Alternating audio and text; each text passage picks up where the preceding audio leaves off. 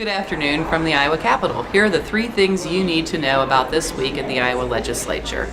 Number 1, we have 3 weeks left until the end of the legislative session, theoretically.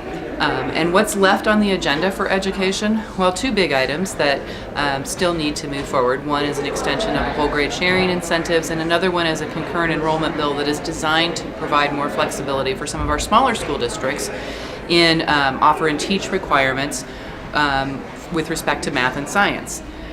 In addition, the budget bills still need to be worked out.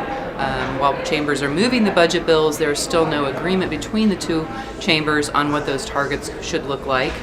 And finally, they have to talk about property tax reform. Property tax reform is still a hot topic around here.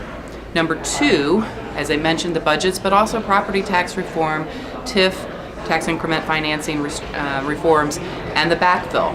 Those 3 issues are all at play as the 2 chambers try to work through what they would like to do to limit the growth in property taxes, particularly on cities and counties, and the exposure to the state budget that occurs when a city or a county creates a TIF district and includes the school district their 540 levy in that TIF.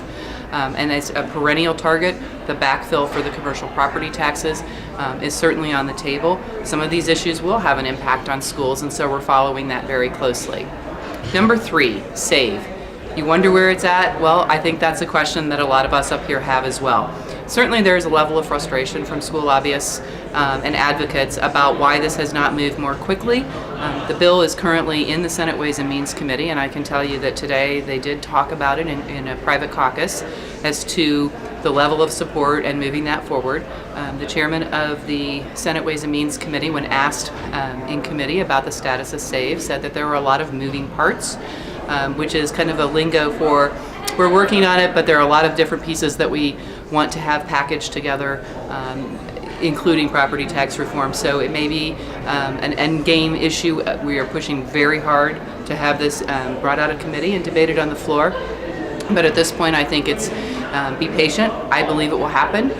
We have been told it will happen. It just may not happen before the very last week of the legislative session.